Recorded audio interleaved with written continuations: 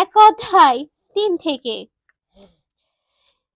সে যেন জলস্রোতের তীরেরই রূপান্তরিত বৃক্ষেরই মতো, যথাসময় যাহা হবে ফলবান, যার পাতা হবে না শ্রান্ত, সে যা করে সে সবই সার্থক হবে।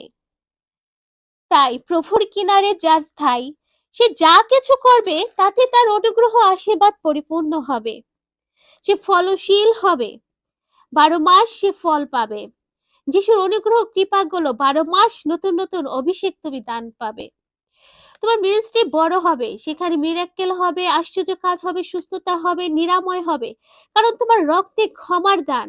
তাই তোমার মিনিস্ট্রিতে, তোমার জীবনে সবকিছুতে যিশু সেই আশ্চর্য কাজের, সেই মিরাক্কেলের দান দেবে, সে কৃপা তোমাকে দেবে। তাই আমাদের ক্ষমা এবং ভালোবাসতে যেন হয়। জোসেফ কি করলো? জোসেফের ভাইরা তাকে কুয়াতে ফেলে দিল। যখন জোসেফ তার সেই ভাইদের যখন দেখলো, তখন দেখলো যে ভাই আমাদের কুয়ায় ফেলে দিয়েছিল, তারপরে তাদের ক্ষমা করেছিল, বস্তায় বস্তায় ভরে তাদের স্বর্ণ মুদ্রা দিয়েছিল। আর তার ভাইরা বলল, এই ভাইদের আমি মেরে ফেলতে চেয়েছিলাম আর ভাই আমাদের ক্ষমা করে দিল। জোসেফ জানে যে প্রভু আমাকে রাজাও করতে পারে, চাইলে আমায় ভিখারিও বানিয়ে দিতে পারে।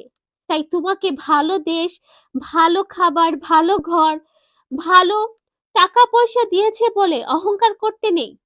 যদি তোমার মনে ভালোবাসা না থাকে, যদি ক্ষমা না থাকে, তাহলে যিশু সেগুলো নিয়ে যেত সময় লাগবে না। বলে তো প্রভু বাড়িতে যে অহংকারের পতন, যে অহংকার করে তার পতন আছে, পতনের আগে অহংকার বাড়ে। তাই আমরা যেন ক্ষমা দিতে পারি, অহংকার না করি, আমাদের টাকা নিয়ে, আমাদের গৌরব নিয়ে, ভালো দেশ নিয়ে, ভালো ঘর নিয়ে অন্যদের যেন কষ্ট না দেই, ছোট না করি, অপমান না করি, যেন ক্ষমা দিতে পারি, ভালোবাসতে পারি। কারণ ঈশ্বরের প্রতি যেন বিশ্বাস রাখি, তিনি দিয়েছেন, তিনি আবার নিয়েও যেতে পারেন। ঈশ্বর দিয়ে আমাদের মন দেখেন। যদি আমরা প্রশংসা না করি,